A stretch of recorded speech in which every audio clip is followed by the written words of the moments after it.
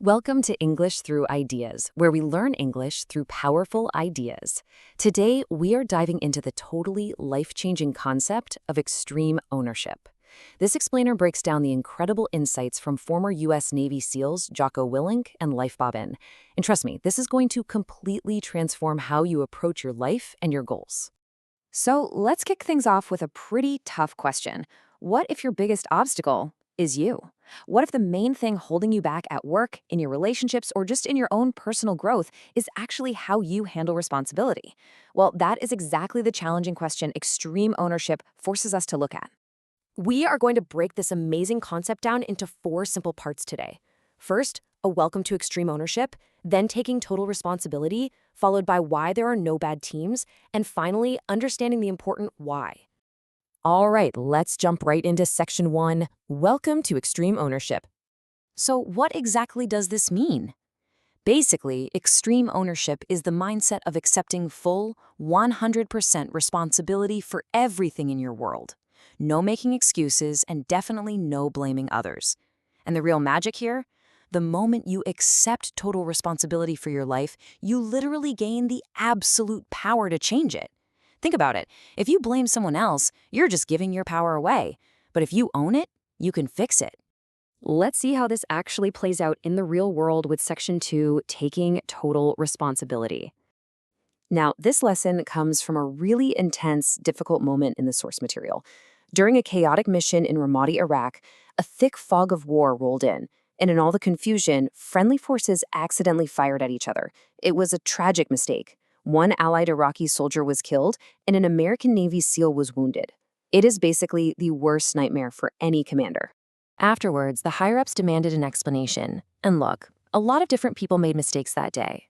Communication broke down, plans got changed on the fly, locations weren't shared properly, the whole shebang. But the commander, Jocko Willink, stood right up in front of his team and his bosses and said, "There is only one person to blame for this, me."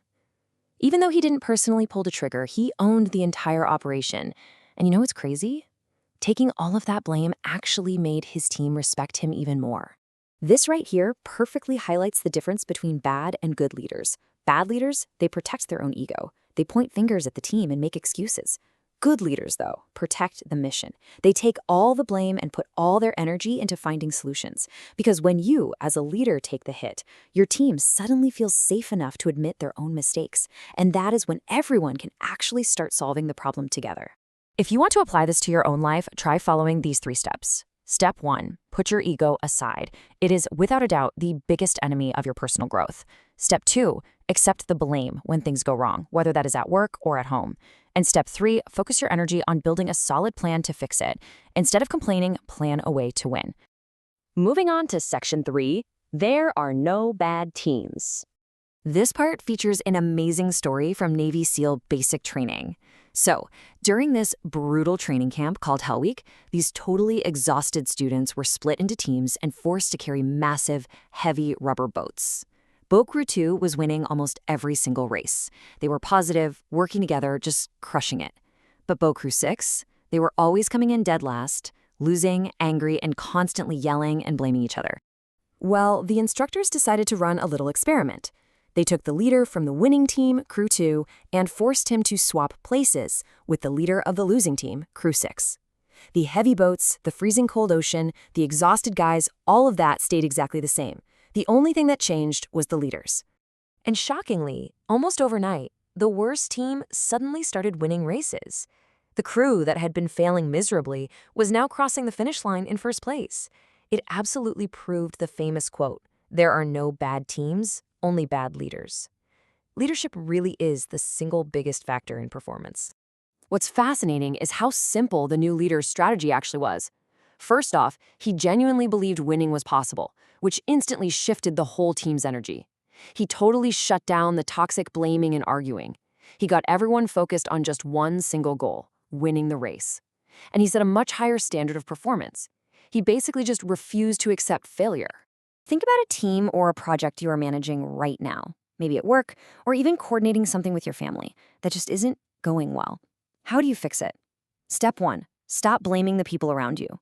Step 2, take a hard look in the mirror. Ask yourself what you can do better to help them.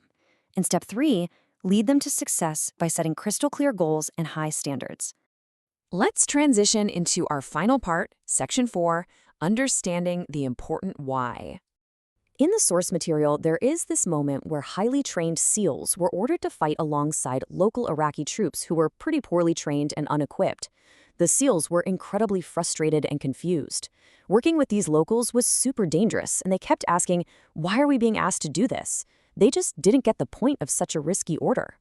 The commander realized he had to step back and explain the bigger strategic picture. He explained that these local troops absolutely had to learn to defend themselves, because if they didn't, foreign forces were going to be stuck there for generations. Training them, by actually fighting right alongside them, was quite literally the only realistic way to make the country safe enough so the American soldiers could finally pack up and go home. And that leads to a super powerful realization.